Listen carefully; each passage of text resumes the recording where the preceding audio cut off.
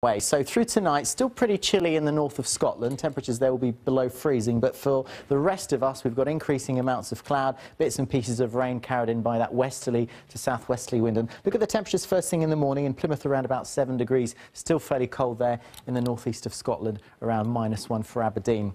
So tomorrow, unfortunately, with the mild weather, we're going to have to pay for it. It is going to be quite cloudy, particularly in western areas of the country. The east might get some sunshine, maybe East Anglia, London, places like that. But look at these, 12 degrees in London, in Plymouth, that is 11 degrees in London, but still a little on the fresh side there in Scotland. And then after that, it's going to change once again, because this rain is going to sweep some of that mild air away into the near continent for Thursday. And by Thursday afternoon, rather than the air coming from here, it's going to be coming in once again from the North Atlantic, so those temperatures will be dipping away, so you get that sort of feeling of things going up and down a little bit over the next few days. Friday looks set fair. There'll be some sunshine around, a little on the breezy side, a couple of showers, but if you're already planning for the weekend, at the moment it doesn't look too great. Look at this fella. There's a big low heading our way for Sunday, and that spells rain, gales and fairly cold weather once again. Thomas, thanks very much.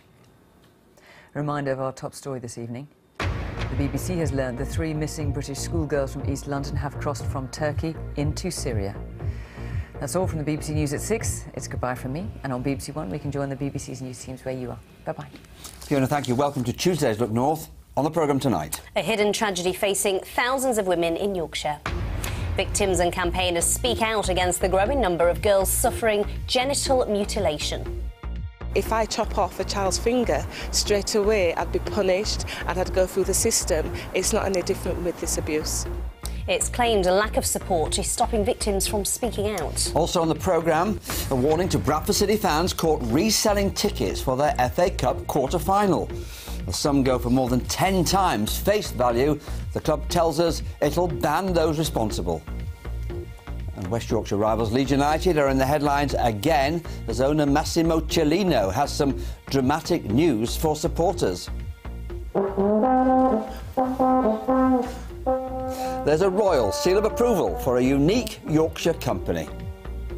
Some patchy rain to come tomorrow. The chance, though, of brighter skies for a time. Join me for that detailed forecast.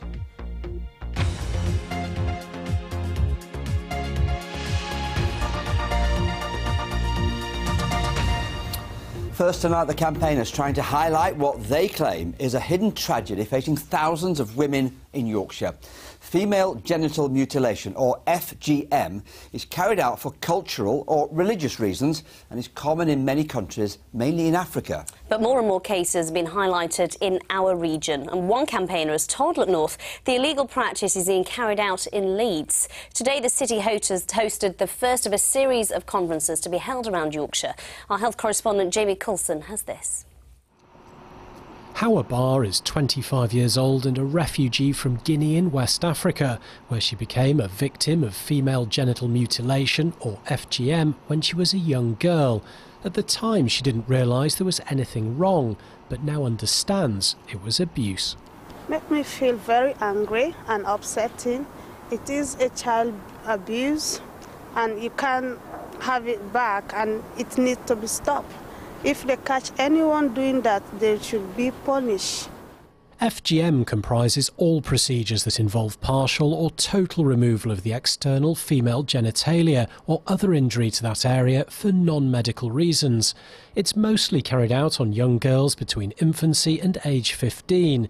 It can cause severe bleeding, problems urinating, infection, infertility and complications in childbirth. And the procedure has no health benefits. FGM is thought to affect more than 125 million women around the world and is carried out for a mix of cultural, social and religious reasons, including as a way of preparing a girl for adulthood and marriage. Today, a conference hosted by the Department of Health, NHS England and the Home Office took place here in Leeds as part of a series of events across the country aimed at highlighting some of the issues and sharing ideas about the best ways to tackle the problem. It's illegal. Heather Nelson from the Black Health Initiative is one of the speakers and believes there could be between 1,700 and over 2,500 victims in Leeds alone, some of whom may have been mutilated here. What some communities have been doing is clubbing together and bringing, quote-unquote, the midwives over here to commit the offences, and it's usually a number of girls that have this performed on them, and then they fly the midwife back out. By speaking about her experiences, Howard hopes she can now help others by making those at risk aware of an issue normally shrouded in secrecy. Jamie Coulson, BBC Look North. Well, earlier I spoke to Amber Raz from Equality Now. I began by asking her why a maximum sentence of 14 years in prison for carrying out FGM doesn't seem to stop people from doing it.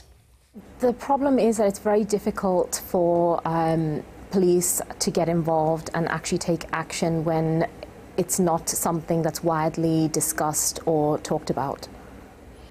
Women whose mothers have gone through the procedure are most at risk of it happening to them. Why is that? It becomes an endless circle. So, for example, if you have someone who has undergone FGM, particularly if they come from a country where there's a high likelihood of it happening, they again are put under pressure to ensure that they do the same to their daughters. And why are women unlikely to come forward if they are at risk of having FGM or have actually been through the procedure? There's a lot of pressure from society, from communities to keep quiet about it. It's similar to any other form of violence against women in that women are told to just be quiet, and this is something that should happen to them. So how do we break down barriers? How do we stop that happening? A great way is the young women that are coming forward at the moment, who are survivors, who are also speaking out and saying that this is not something that they wish to continue. They are talking about it and bringing the issue to the forefront. How do you police something like this? Because it's not something that you can physically see from the outside, is it? It's extremely difficult, and one of the things which could potentially make a big difference is a more integrated approach to dealing with this across government departments. So, for example, Ministry of Health, Education, Social Work and Ministry of Justice all working together to ensure that girls are protected. We have seen the government take steps to try and eradicate this through the NHS, but what more could they be doing? Yeah, and that's a great step. The Health Ministry is really doing great things in tackling FGM, but there are still major gaps. For example, professionals are not being given mandatory training, whether that's doctors or teachers. So it's hard then to be able to detect where this is happening. So much more work needs to be done around that, but also there needs to be support for survivors, but also for girls who are at risk, so they feel able to come forward, and that's both services but also psychological support. And what kind of psychological issues can a woman who's been through FGM have? The impact of FGM is varied. It has severe impacts on women and girls' health, especially related to, for example, childbirth. When it comes to sex also, it's a great problem, and it does have psychological impact, as all forms of violence against women have. Amber Raz, thank you for joining us. Thank you. Next tonight, the Bradford City co-chairman Mark Lorne has said fans who are found to be selling on FA Cup quarter-final tickets for a big profit will be banned for life. Now, tickets for the game next month with a face value of £15 have been sold online for over £200. The club has apologised for failing to restrict the number of tickets an individual could buy. Now, criticism of the club's ticketing policy has continued today, and you've been sending us your comments via Facebook. Yeah, Anthony Hodges says the club have organised this very badly indeed. I'm sure there are many other City fans like me left feeling disappointed and let down by the club. Michael Williamson said, let's put it this way, I won't be getting a season ticket again. But Kim Hoyle said City have done their best to deal with the situation. The club have done a fantastic job of trying to sort this out. They're still contacting season ticket holders to get them tickets. And Nicola Bailey had this advice, don't buy the tickets that are getting sold for higher price and let the greedy ones suffer. Well, some of those are strong criticisms, but co-chairman Mark Lorne wanted to put the club's point of view, and I spoke to him earlier today. I began by asking him to explain how the decision to allocate the tickets was made. Well, what we did is, before we decided how we was going to release the tickets, we looked on what we've done in the past. And the last time we got to a semi-final, this is only a quarter-final, the last time we got to a semi-final was Aston Villa. And we let the season ticket holders have up to 3, so 4 in total. And we didn't sell out, we were 2,500 short. The only time we ever sold out was against Sunderland in the last round. So we had a word with the football team as well as the board, so everybody in the management level, and said, what do you want to do? They said, want to do it same as Sunderland? We want to make sure that it's full. We did it the same as Sunderland. Unfortunately, it's not worked out right, and we've got to try to sort that out now, and that's what we're trying to do. Now, what's happened is that some season ticket holders, am I right in saying this, have bought 40, 60 tickets? Well, there's one on some media site, I mean some sort of social media site, I don't go on myself, but there's one on there saying he's got 60 tickets. I can tell you that he brought down 45 season tickets to get those 60 tickets. But obviously he's not going to say that, is he, when he turns around and does that. But no, what we're going to do is, before any ticket gets out posted now, and these are the ones, because we checked at the ticket office to make sure that people weren't buying astronomically. Before the ones that have gone out on the computer and online, we're going to open them up, see how many tickets they've got, and then we're going to ask them to justify the amount of tickets that they've ordered. So we're hoping that we'll be able to get some of them back by that. We've got engineers coming in to look at the A block and see if we can spend some money and try to get that right, to see if we can open that block up. So what we're endeavouring to do, and we're going to try our best to make sure, is that every single season ticket holder and flexi-card holder who wants to come to the game can get a ticket. Mark, I'm happy to say the BBC got it wrong as far as the FA Cup selection was concerned. Did you get this wrong? Well, it's obvious. There's been a bigger demand. We thought we got it right for Sunderland. We perhaps have got it wrong for this game. But hindsight's a wonderful thing, Harry. It worked perfect for Sunderland. But look, it's not working now, so it's obvious we have got it wrong. You know? And if anybody's been upset, well, do you know what? Don't blame James Mason, blame me. That's where Buck stops. Buck stops with me, I'm chairman, and Julian. We're the ones that you should be blaming, not the staff that are there. So if you want to do it, blame me. Mark Law, later on tonight's Look North. The people praying for Rotherham. 6 months on from the J Report, Rotherham's churches come together to pray for grooming victims and for the town's future. Join me later for more from Rotherham Minster. We've got some breaking news now about Leeds United. The club's owner, Massimo Cellino, has said tonight he won't be returning to Ellen Road in April. No, he says he wants to focus on clearing his name. You may remember that Cellino is currently serving a 79-day ban from running the club, which was imposed by the Football League following a court case in his native Italy. Well, Radio Leeds' Adam Pope joins us from Brighton, where Leeds are playing tonight. Adam, this is going to be a real shock for fans. What does all this mean? Well, I think we need to be a bit of calm to things, Amy and Harry, really, at the moment, because what it means is that he's not going to come back on April the 10th, which is when he was hoping to. That was when his ban officially ended. He's doing this appeal independently. He's divested his interest in the club so that they don't get embroiled or fall foul of any Football League rules while he remains banned. And he's fighting that case you mentioned, that tax evasion case, on a point of law in Italy. He's not yet been convicted through their process, and he's saying, look, because of that, the Football League shouldn't really have banned me. So he's doing that. He says it's in the best interest of the football club because at the moment they've done really well lately, 5 wins in 6, and they've got themselves secured in his mind in the Championship for next season. So he thinks the timing is right now to say this. Let's take it one stage on. What ultimately could this mean? Well, this is interesting, isn't it? Because what happens? He's facing more legal cases, and if he falls foul of those, then he could end up with another ban and then another ban. So if he turns it over in Italian law, then he'll come back, and then the Football League have a real problem on their hands because it'll make a mockery of their decision. If he keeps getting banned, Harry and Amy, then I think there's got to get to a point where I think, well, look, I can't continue, I'll have to sell. So I think we're at not a critical point, but a very pivotal point, I would say, going forward. But we're not going to see Massimo back in April, not until we get this appeal heard, and we don't know when that'll be just yet. Adam, thank you. Some news in brief now, and an independent report has criticised South Yorkshire Police for passing confidential information to the BBC about its search of Sir Cliff Richard's home in Berkshire. It says the force should not have made a deal after a BBC reporter told police he knew they were investigating the singer. The review also questioned the BBC's conduct. South Yorkshire's Police and Crime Commissioner Dr Alan Billings said the Chief Constable has assured him recommendations made in the report will be implemented. A UKIP councillor in Rotherham has resigned from the party after national officers dropped him as a candidate for the general election and installed their own choice. The Wentworth and Dearne constituency branch had selected local councillor Martin Parker to fight the seat, which is held by Labour, and had already been campaigning for him. At a meeting last night, they were told the National Party wanted a higher profile candidate and was replacing him with UKIP MEP Mike Hookham. I've decided to resign from UKIP basically because I cannot stand hypocrites, and unfortunately the party at a national level, not the local level, at a national level has proved that they're no different to any other party.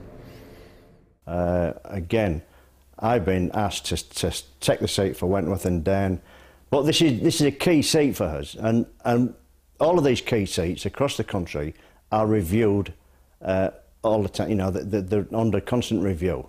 And obviously the NEC has looked at the candidate and obviously asked him to step aside and bring another candidate in. Campaigners have handed a 3,000 signature petition into Downing Street today over proposed changes to Botton Village in North Yorkshire. Currently, volunteers live with residents with special needs and are not paid a wage. The Camps Hill Village Trust, which runs the village, say that breaks tax rules and they must become co-workers. Campaigners say that will change their lives forever. Now, it's 6 months since Rotherham was thrust into the national headlines as the J Report concluded that at least 1,400 children had been sexually exploited. Tonight, hundreds of people are expected at Rotherham Minster for a prayer meeting, both for the victims and the future of the town. Dave Edwards is there for a... Yes, Harry, the last 6 months really have changed Rotherham. It's been an incredibly difficult time for many of the people who live here. In fact, some of them have told me they're ashamed to live here since that report was published, saying 1,400 children were sexually exploited over 16 years. Well, one of the groups that's trying to pick up the pieces here is the church, and tonight's event is designed to really try and move Rotherham forward after all the setbacks of the last 6 months. Well, with me now is one of the organisers of tonight's event, Pastor Adrian Dexter from Liberty Church. Adrian, good evening. Just tell us what tonight's all about. We just want to try and be really strategic in starting to pray for the future of Rotherham. We met 6 months ago, we had a great time of praying, but this time we've invited in strategic members from our community, MPs, the police commissioner, to bring their concerns to us so we can, as a church, can really pray that it makes a difference in the town. Now, the J Report said most of the perpetrators were of Pakistani heritage. Aren't you just preaching to the converted here? Shouldn't you be getting out there into those communities that are sort of most directly affected by this? We are starting to build bridges with our local Muslim communities and other BME communities, but the church feels that we have a call to pray and want to pray for our communities. But this is an open event, although it's organised by the church. Anyone can come, whether you have other faith or no faith at all. It's about rebuilding the whole of the community, not just the church. So just finally, you live here. It's been a very tough 6 months. How can Rotherham move on now? I think if we, someone once said, where there's a will, there's a way. I think tonight's an example of the fact that we are willing to really push forward and make a change. And I think with unity and joint working, we can really make a change in our community. Pastor Adrian Dexter, thanks very much indeed. So we're expecting 300 to 400 people here tonight. The event's due to start in about 15 minutes' time. And of course, we'll bring you more on the Late Look North in the BBC News at 10. Dave, thank you very much indeed. Still to come before 7. The teenager turning his passion into a profession. We'll meet the student who's following his dreams with a place at one of the country's best dance schools. And we're nervously waiting here in Honley for a royal visitor at the country's only trombone factory.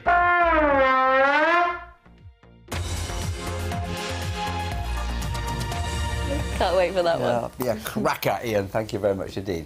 Now, at the end of 2000, Yorkshire County Cricket Club faced oblivion. They were within a whisker of folding before Colin Graves stepped in and saved the club. Yes, now the county as champions, the Yorkshire Supremo is set to leave to take up his new role as chairman of the English Cricket Board. It's the most influential job in the sport. Well, he's been speaking exclusively to our sports reporter Tanya Arnold, look at him smiling, in London, and telling her of his plans for the future and his memories of his Yorkshire past. I think when you look at cricket overall, I think it's got some challenges ahead. The attendances at test matches are going down. 2020 hasn't been as successful as we thought it would have been. The 50-over competition is certainly not drawing in the crowds, and Test cricket is struggling. If you were going to pick, say, 3 things that you hope to get done in the 5 years you're in, the 3 key things, what would they be? I think we need to look at the county championship, the way that's structured, and how much cricket we play. I think we need to decongest the whole season. I think it's too congested in total. And I think we've got to look at an English Premier League somewhere, of how we can fit that into the calendar. How concerned are you of the state of the England team at the moment? I'm not concerned about it. I think we've got some challenges ahead with the guys there. I think we've got some talented players. I think they may be a bit young, a bit inexperienced, but I want to see them playing with a smile on the face rather than looking a bit frightened the way we're playing at the present time. Obviously this new job means that you have to turn your back on Yorkshire. How tough a call was that for you? It was a very tough call, to be honest. I thought long and hard for about 4 months of whether to put my name in the hat, whether I wanted to do the job, because Yorkshire's always been my passion, and certainly I'll miss Yorkshire. It's been great to achieve what we've achieved so far, and I want to see them continue being even more successful. And how would you sum up your time in charge of Yorkshire? I mean, for some of us, the idea of you not being involved seems sort of ridiculous now, because you've been at the helm for so long. You can't take a Yorkshireman away from Yorkshire, but I believed it was right to come here and do what I'm going to do as chairman of the ECB. There's massive challenges, as I've already said, and if we get it right, we get it right for all the counties, and therefore Yorkshire will benefit. At the end of those 5 years, if people turn around and say Colin Graves has changed English cricket for the good, and it's more entertaining, it's better to watch from everybody's point of view as a spectator sport, and everybody's much more happier with the game, then I'd be highly delighted. Bet your bottom dollar he'll sort it all out. Good luck, Colin. You'll be sadly missed at Yorkshire. Well, next, a story about chasing your dreams. 17-year-old Eddie Hookham goes to High Store School in Sheffield. He's doing pretty well at maths and physics at A-level. Yes, but he's even better at dance. So much so, he's been offered a place at a top London contemporary dance school to train for the next 3 years, and Tom Ingle has been to meet him. A passion which looks set to become a profession. Eddie Hookham has enjoyed dance since starting at High Store School in Sheffield. His teacher, though, spotted a natural talent, and now it's so much more than a hobby. After this summer's A-levels, Eddie is headed to the London Contemporary Dance School. I realised I don't want to be sitting around. I'm not the kind of person who can just sit around at a desk. I have to be active, and even when I'm just at home, I just want to be out. I don't like sitting around doing nothing. Okay, and left leg on the bar. Contemporary is obviously my main, obviously through High Stores as well. We do a lot of musical theatre. I'd definitely love to be in a musical as well. Good, and go back to on fast. When I came to High Stores for the first time, I saw him and I knew that I was gaining him for A-level. And when I saw him move, I just thought he definitely needs to go into the industry. He's just got that natural ability. He's got a great statuesque to be a dancer, and he just has that drive and passion. Do you tell me the focus of the line? Eddie is also taking maths and physics at A-level and could have chosen a more traditional career path. However, with the support of friends, family and the school, which specialises in teaching arts, he's been encouraged to follow his dream. The ethos at High Stores is that everyone, is very supportive of that, and especially at a time when the arts are being squeezed in education and funding for the arts are being cut nationally, I think it's really important that schools do promote the arts and value the arts. This is the chance of a lifetime. The conservatoire Eddie will train at receives hundreds of applications every year and selects around 50 students. Its nickname is The Place, because it is apparently the place to go. And Eddie has certainly earned his. Tom Ingle, BBC Look North, Sheffield. Good luck, Eddie. He's very agile, isn't he? He certainly is. Well done to everybody at High Store School as well for encouraging that way. Now, we all have a brass instrument in Yorkshire, but did you know Honley, near Home Firth, is home to the British trombone? Well, I didn't until today. In fact, the only trombone manufacturer in the country is based there and provides instruments for some of the top players in the world. Today, Rath Trombones got a royal seal of approval when Princess Anne popped in to see them, and Ian White was there too.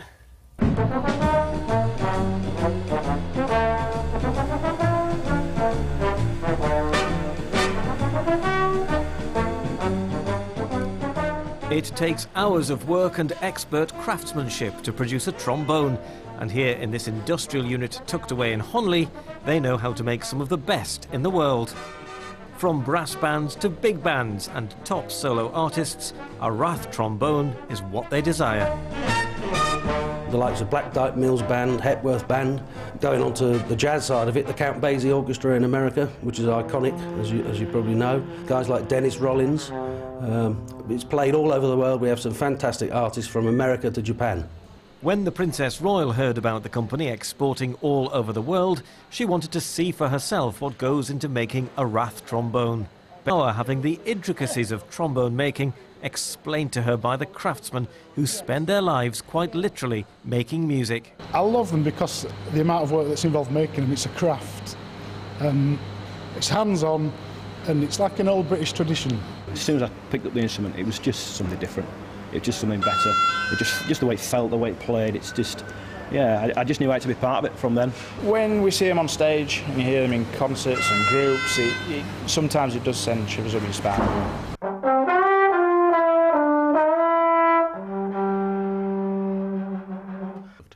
Now, the trouble with the trombone is I always have a bit of a comedy moment in my head. I always think of it, you know, when the vicar stands there and his trousers fall down. It's that funny noise. Can you do that funny noise for us? Of course I can, but you know, I try not to do this noise so much because it's so easy to stereotype the trombone and the... I'm going to do it anyway. Yeah, do it. Ian White, BBC Look North. I thought we were going to see Ian have a go, actually. Yeah, look, it didn't drop his trousers. That's the main thing, anyway. Interestingly, though, today is not the first time Ian White has come face-to-face with Princess Anne. Yeah, take a close look at this photo from June 1984. Wow. And you might spot Ian. Aged well. Isn't he cute? In the crowd of school children during Princess Anne's visit to an army barracks in Northumberland. As you can see, Princess Anne hasn't changed a bit. Neither has Ian. He looks like Oliver Twist, doesn't he? Absolutely. Don't you think? OK, let's have the prospects for the weather, Mr Hudson. What have you got in store? Very changeable indeed, very changeable. A couple of pictures, beautiful pictures. The first one from Whitby. Look at that, look at the colours in the sky. There is a sunset in the west. And the second picture is Chesterfield, the crooked spire there. A lovely picture with the crocuses, croci, should I say, in the foreground. Let's see the context then. Paul, the weatherman at bbc.co.uk, or you can tweet me at Hudson Weather. So tomorrow, a bit of patchy rain at first and again later in the day. It'll brighten for a time.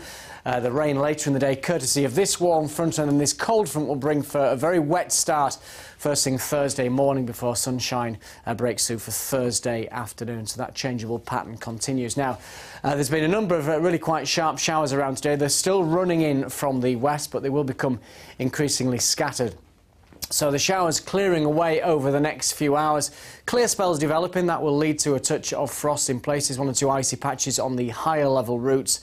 And then cloud increases later in the night. A bit of sleet or snow above about 1,200 feet on the top of the Yorkshire Dales there. Elsewhere, just patchy rain and drizzle. Temperatures coming in at 1 or 2 Celsius. And that very strong westerly wind will continue to ease. And so the sun rises in the morning at 7:05. Your next high water time in Filey at 9 o'clock in the morning. So it's a cloudy, dull start, patchy rain and drizzle in places. That will clear away into the North Sea, and then skies brighten. There'll be some sunny spells around the middle of the day before that next weather front brings rain back in from the west. So it's a bit of a dreary end to the day, especially over the Pennines, where there'll be some mist and low cloud. Top temperatures very close to average for the end of February, around around about 7 or 8 degrees, perhaps the odd 9 Celsius in there. That's 48 degrees Fahrenheit. Now, it will be mild on Thursday, some quite sharp bursts of rain at first. Thursday morning, then it's sunny Thursday afternoon. Friday doesn't look too bad. Sunny spells, a few scattered showers. Rain to come Saturday, then the start of March looks very windy indeed, with some blustery showers. That's the forecast. Thank you very much. Well, that's it from us, but I'll be back at 10 o'clock this evening, and we'll also have a bulletin at 8 o'clock as well. OK, that's it. Hope you enjoy the rest of your evening, and we'll see you tomorrow from Paul, Amy and myself. Good night. Good night.